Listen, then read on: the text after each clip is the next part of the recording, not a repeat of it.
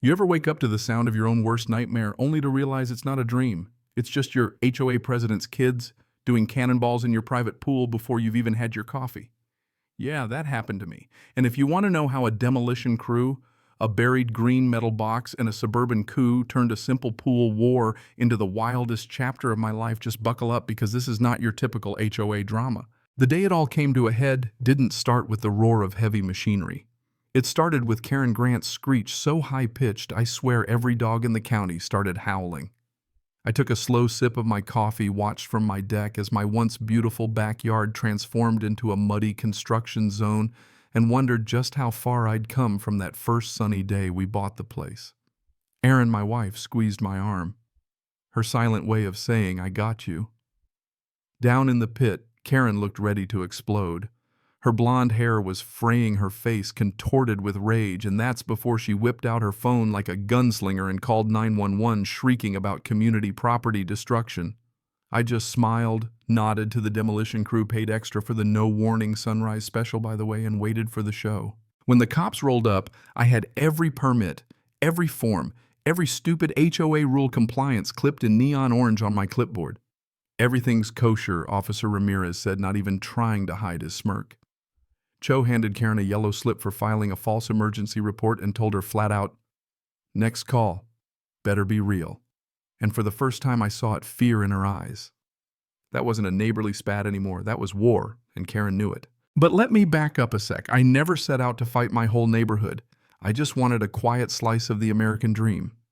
My wife and I saved for years, bought this house for the yard, a big sunny blank slate. I spent weekends digging that pool myself, blistered hands and sunburned neck, dreaming of barbecues, our future kids splashing in the deep end. It was perfect for about 2 weeks until Karen became HOA president. You know how it goes, the envelope in the mailbox, the friendly reminder that all landscaping requires approval. We scrambled, apologized, submitted paperwork, got retroactive approval, thought we were in the clear.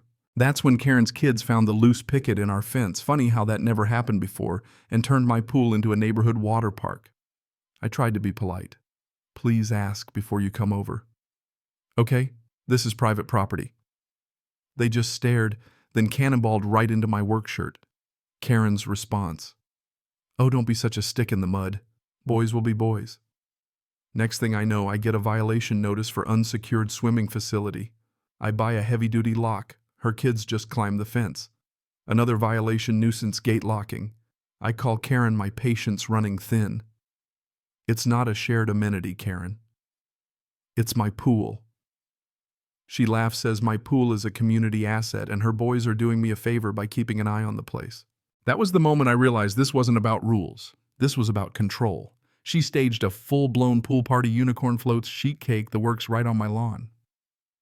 Parents, sheepish kids, wild, Karen at the gate barking orders like a dictator. When I shut it down, she had her son film me, tried to make it look like I was the problem. Her cronies unrolled a Community Aquatics Initiative banner declaring my pool open to all pending board approval. Erin, calm as ever, pointed out the procedural holes. Parents started to catch on. The spell broke, everyone bailed. But Karen just hissed, "Paperwork cuts deeper than knives," and left us with a yard full of wet towels and melted ice cream. It was a cold war after that. I installed a camera. She sent a violation for privacy infringement. I sent her a cleaning bill. She fined me for improper water disposal. Then the final straw, a $250 fine for failure to promote aquatic fellowship. Yeah, she fined me for having a lonely pool. My wife read the letter and said, "That's it. It's time to teach this woman a lesson." We paid the fine, sent a syrupy thank you note, and waited. While Karen basked in her own smugness, I pulled an all-nighter with the HOA covenant highlighter in hand. And wouldn't you know, buried in Section 7B was the golden ticket. If the board doesn't reply to an architectural change request within 30 days, it's passively approved. But just when my revenge was shaping up, fate threw a nasty curveball. One of Karen's boys slipped on the pool deck, scraped his knee, and you'd think he lost a leg from the way Karen stormed in, screaming lawsuits and calling me a menace. That was it, the pool had to go. Not just to spite her, but because my family's safety mattered more than a backyard oasis. I filed the dullest, most jargon-heavy landscaping request ever, regrading of posterior land parcel, eco-friendly xeriscape, the whole corporate speak. Aaron planted a rumor about a small retaining wall. We mailed the request by certified mail signed by Karen herself. The 30-day clock ticked. Karen went nuclear measuring my grass, ticketing my gnome, but we played perfect citizens. Neighbor Tom, our unofficial lookout, gave play-by-plays from his porch, Eagle One target approaching mailbox, injecting some much-needed comedy. Day 31, no response from the board. Approval by default. I called the demolition crew, ordered gravel and boulders, lined up everything for D-Day. But the universe wasn't done messing with me. 3 feet into the dig, the excavator hit something solid, a battered green metal box, heavy as sin, no markings. My heart sank. If I called the cops, Karen would win. If I ignored it, who knew what I was burying, literally? So I had the guys pull it out, stashed it in my garage under a tarp. That night, Aaron and I cracked it open, careful, quiet hands, shaking. Inside, not bodies or cash, but files. Folders, ledgers, a stack of dirty secrets from the original HOA, evidence of fraud, kickbacks, shady deals, all signed by Karen's husband Richard and witnessed by Karen herself. Suddenly, it wasn't about a pool anymore. It was about land, stolen from the community, crooked deals with developers, the very ground my house sat on, never meant to be sold at all. I was holding a smoking gun that could destroy Karen, but also maybe destroy me. If I exposed her, my house might be declared illegal. My dream could turn to dust. That was the twist that changed everything. We couldn't go to the cops, but we couldn't let Karen keep her crown. Aaron and I decided to fight smarter. We gathered the neighbors, the ones Karen had steamrolled for years, showed them just enough evidence to spark a rebellion. Tom became my general, recruiting the silent majority. One emergency petition later, we called a meeting, packed the clubhouse, and ambushed Karen with the truth. As the storm broke outside, I stood in front of my neighbors, laid out the financial crimes, the kickbacks, the crooked invoices. The crowd erupted. Karen, for the first time, was powerless.